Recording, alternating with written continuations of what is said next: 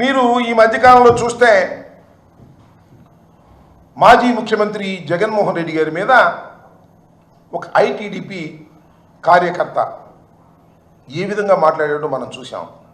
వారి మీద, వారి సతీమణి భారతి గారి మీద ఏ రకమైన అనుచిత వ్యాఖ్యలు చేశారో నేను ప్రత్యేకంగా చెప్పాల్సిన అవసరం లేదు. చాలా సీరియస్గా తీసుకోవాల్సినటువంటి అంశం. మేము పెద్దగా సీరియస్గా తీసుకోలేదు, కానీ ప్రజలు తీవ్రంగా స్పందించారు. సోషల్ మీడియాలో న్యూట్రల్ యాక్టివిస్టులు తీవ్రంగా స్పందించారు. ఏమిటి అన్యాయం? ఇంత దారుణంగా ఎలా మాట్లాడతారు?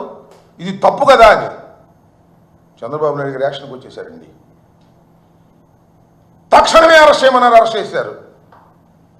నేను ఆ రోజునే చెప్పా, ఇదంతా ఒక డ్రామా. జగన్మోహన్ రెడ్డి గారి సతీమణిని అన్న తర్వాత మేము ఊరుకోము అనేటువంటి ఒక డ్రామాని క్రియేట్ చేసి పాపం అతన్ని అరెస్ట్ చేశారు. చేబోలు కిరణ్ అనే వ్యక్తిని. అతను పెంచిపోసింది ఎవరండి? అతను ఐటీడీపీ కార్యకర్తగా ఎలా వచ్చాడు? ఎందుకు వచ్చాడు? అతనే చెప్పాడే. ఒకసారి ప్లే చేయండి చంద్రబాబు నాయుడు గారితో ఆయనకున్న పరిచయాన్ని. Is a small man. చూశారు కదా, చేబోలు కిరణ్ చెప్పినటువంటి మాట.